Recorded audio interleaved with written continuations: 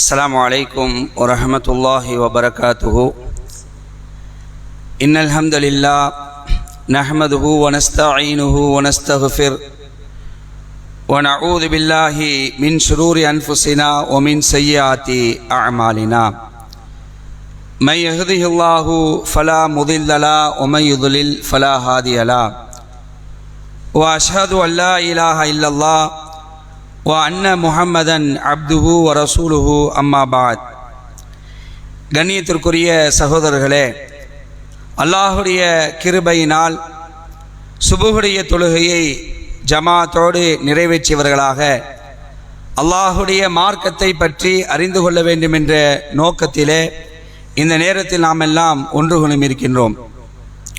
இந்த சந்தர்ப்பத்திலே நபிகள் நாயகம் ஸல்லல்லாஹு அலைஹி வஸல்லம் அவர்கள் வாழும் பொழுதே சில நபி தோழர்களை, நபி தோழியர்களை இவர்களுக்கு சொர்க்கம் உண்டு என்று நற்செய்தி சொல்லியிருக்கிறார்கள். அப்படிப்பட்ட அந்த நபி தோழர்கள் யார் என்ற அந்த செய்திகளை நாம் தொடர்ச்சியாக பார்த்து வருகிறோம். அந்த வரிசையில் இன்று நாம் பார்க்கக்கூடிய செய்தி புகாரியில் பதிவுப்பட்ட செய்தி, 3679வது செய்தியாக இந்த செய்தி பதிவு செய்யப்பட்டிருக்கு. ஒரு நாள் அல்லாஹ்வுடைய தூதர் ஸல்லல்லாஹு அலைஹி அவர்கள் மக்கள்கிட்ட பேசிகிட்டு இருக்கிறாங்க. என்ன பேசுகிறாங்கன்னா, நான் கனவில் சொர்க்கத்தில் நுழைவிக்கப்பட்டேன். ரசூலுல்லாஹ்வுடைய கனவை பற்றி ரசூலுல்லாஹ் சொல்கிறாங்க. பொதுவாக நபிமார்களுடைய கனவுகள் பொறுத்த வரைக்கும் வஹி செய்தி தான், அது இறைவனால் கொடுக்கப்பட்ட செய்தி, அது அப்போ மார்க்கம். அப்போ அந்த அடிப்படையில் ரசூலுல்லாஹ் சொல்கிறாங்க, நான் சொர்க்கத்தில் கனவில் நுழைக்கப்பட்டேன். அப்போ அங்கே அபு தல்ஹாவுடைய மனைவி ருமைசா இருந்தார்கள் சொல்கிறாங்க ரசூலுல்லாஹ். அபு தல்ஹாவுடைய மனைவி ருமைசா, அவங்க பேர் உம்மு சுலைம், ருமைசான்னு சொல்கிறாங்க ரசூலுல்லாஹ். அவர்களை நான் பார்த்தேன் அப்படிங்கிறாங்க. அதுக்கப்புறம் நாங்கள் இருக்கக்கூடிய நேரத்தில் ஒரு மெல்லிய காலடி ஓசை ஒன்று கேட்டுச்சு. அப்போ நான் அது என்ன சத்தம் அப்படின்ட்டு நான் கேட்கும் பொழுது ஒரு வானவர் எனக்கு பதிலளித்தார். இது பிலாலுடைய காலடி ஓசை அப்படின்னு சொன்னாங்க அப்படின்னு ரசூலுல்லாஹ் சொல்கிறாங்க. அதுக்கப்புறம் ரசூலுல்லாஹ் தொடர்ச்சியாக சொல்கிறாங்க, அந்த சொர்க்கத்தில் நான் போயிட்டே இருக்கும் பொழுது ஒரு பெரிய அரண்மனை ஒன்று நான் பார்த்தேன். அந்த அரண்மனைக்கு பக்கத்தில் ஒரு முற்றம் ஒன்று இருக்குது. அந்த முற்றத்தில் ஒரு பெண் இருக்கிறாங்க. அந்த அரண்மனைக்கு உள்ளே போய் நான் அந்த அரண்மனையை அழகை பார்க்கறதுக்கு நான் விரும்பினேன்.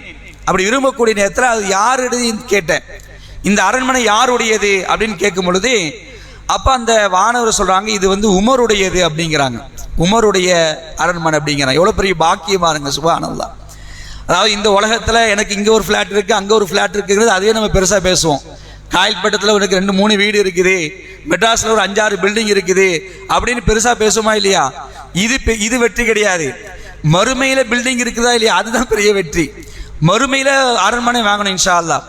மறுமையில் மாளிகையில் வாங்கணும். அப்போ அது மாதிரி ரசூலுல்லாஹ் கேட்கும்போது அப்போ அவங்க சொல்கிறாங்க, இது உமருடையது அப்படிங்கிறாங்க.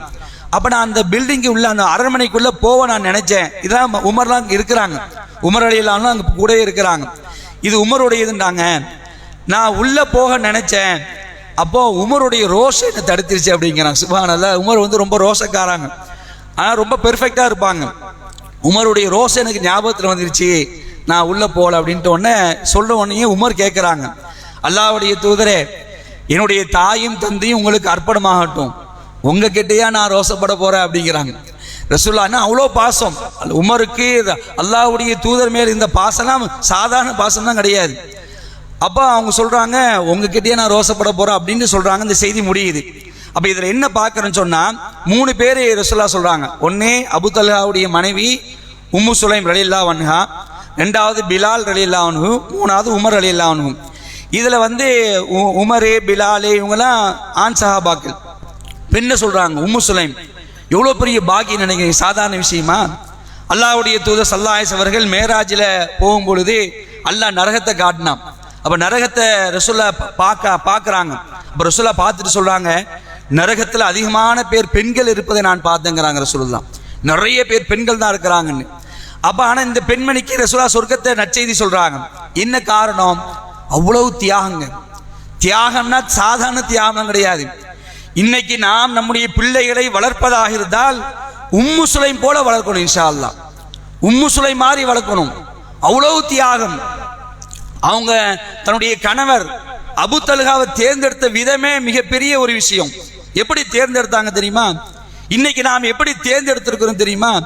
இன்னைக்கு ஒரு பிள்ளைக்கு மாப்பிள்ளை பார்ப்பதாக இருந்தால் அல்லது ஒரு பையனுக்கு ஒரு பெண்ணை பார்ப்பதாக இருந்தால் எதை பிரதானம் வைக்கிறோம்? ரசூலுல்லாஹ் சொன்னாங்க, ஒரு பெண் 4 காரணத்திற்காக மணமுடிக்கப்படுகிறாள்.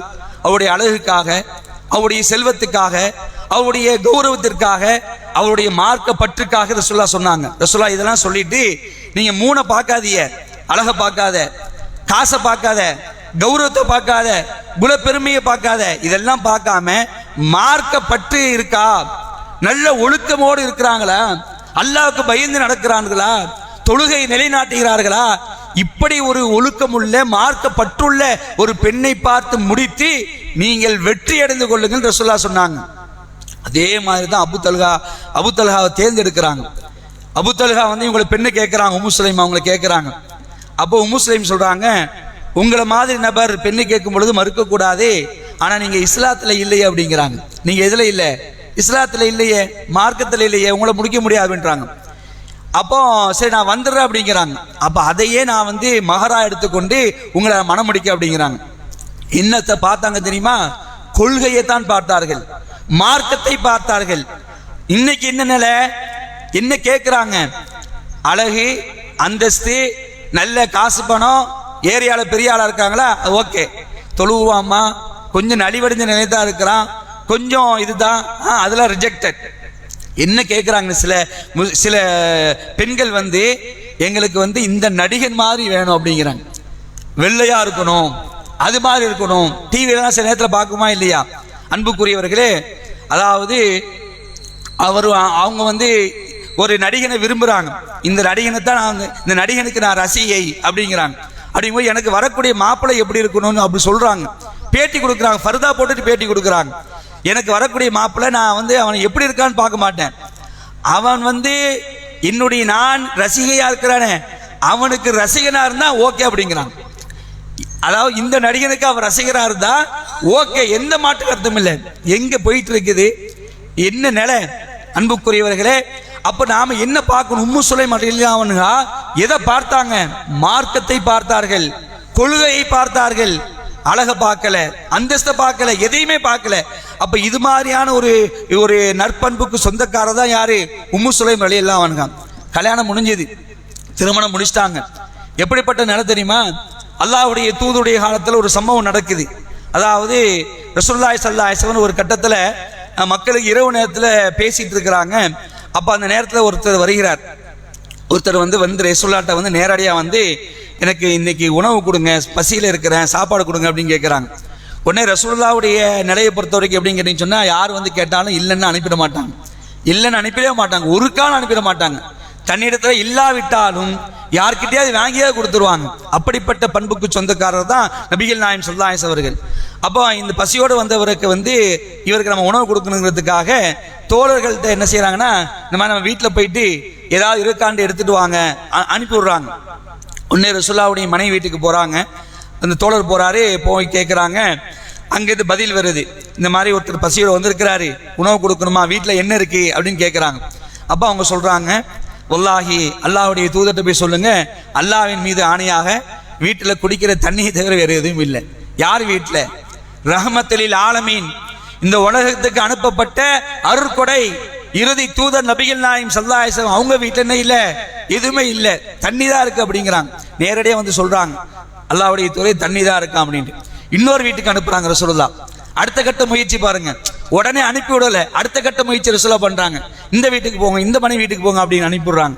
அங்க போறாங்க, அங்கேயும் சேம் பதில், வல்லாஹி அல்லாஹ்வின் ஆணையா சொல்லுங்க, வீட்டில் குடிக்கிற தண்ணி தான் இருக்குது, எதுவும் இல்லை அப்படிங்கிறாங்க.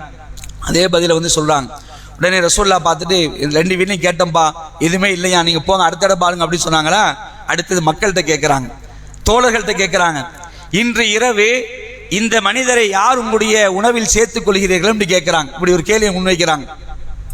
எல்லா சஹாபாக்களும் அப்படி கப்சிப் சைலண்ட். காரணம் என்ன? அவங்க வீட்டில் எதுவுமே இல்லை, பசி பட்டனை தான். இது மாதிரியான ஒரு நாள் நமக்கு இருக்காங்க. என்னைக்காவது ஒரு நாள் இப்படி வந்திருக்கா? வீட்டுல உணவே இல்லை, வீட்டுல குடிக்கிற தண்ணி மட்டும்தான் இருக்குது அப்படிங்கிற ஒரு என்னைக்காவது நமக்கு இருந்திருக்கா? வறுமை, அப்படிப்பட்ட வறுமை, எல்லாம் அப்படி நிக்கிறாங்க. உடனே ஒருத்தர் என்ன பண்றாரு, நான் கூட்டிட்டு போறேன் அப்படிங்கிறாரு. இவர் அல்லாஹ்வுடைய தூதர் அனுப்பிய விருந்தாளி என்று அவர் மனசுல நினைச்சு கொண்டு நான் கூட்டிட்டு போறேன் யார சொல்லலாம்னு சொல்லிட்டு அவர் நினைச்சாரு, கூட்டிட்டு போறாங்க. யாரு? அவர் தான் அபு தல்ஹா ரலியல்லாஹு அன்ஹு. கூட்டு போய் நேரா வீட்டில் வெளியே நிப்பாட்டி வச்சுட்டு உள்ளுக்குள்ள போறாரு. வீட்டுக்குள்ள போனா மனைவி உம்மு சுலைம் இருக்கு. இவங்க தான் ரசூலுல்லாஹ் நற்செய்தி சொன்னாங்களா இல்லையா, சொர்க்கத்துல இவங்களை பார்த்துன்னு சொன்னாங்களே, இவங்க இருக்கிறாங்க. அப்போ அவங்கள்ட்ட கேட்குறாங்க, இந்த மாதிரி சம்பவம், ரசூலுல்லாஹ் 2 வீட்டுக்கு அனுப்பிவிட்டாங்க, சாப்பாடு இல்லை, நான் அவரை பொறுப்பேற்றுக்கிட்டேன், அல்லாஹ்வுடைய தூதர் அனுப்பி விருந்தாளிமா, அவங்கள நம்ம கண்ணியப்படுத்தணும், என்ன இருக்கு? அப்பதான் கேட்கிறார் என்ன இருக்கு அப்படின்னு கேட்கிறார். அப்போ உம்மு சுலைம் ரலியல்லாஹு அன்ஹா சொல்றாங்க, அப்படியா, இன்னைக்கு இரவு கூட நம்ம 2 பேரும் பட்டினி தான், நமக்கு கூட சாப்பாடு இல்லை, நம்முடைய பிள்ளைங்களுக்கு இருக்கிற சாப்பாடு தான் இருக்குது, என்ன பண்றது அப்படிங்கிறாங்க. உடனே அவர் ஒரு ஐடியாக்குள்ள, பரவாயில்லை, பிள்ளைங்களை ஏதாவது சொல்லி நீ தூங்க வச்சிரு, பிள்ளைங்களை ஏதாவது சொல்லி தூங்க வச்சிரு, இருக்கிற சாப்பாட்டை அவங்களுக்கு நம்ம போட்டுருவோம் அப்படிங்கிறாங்க.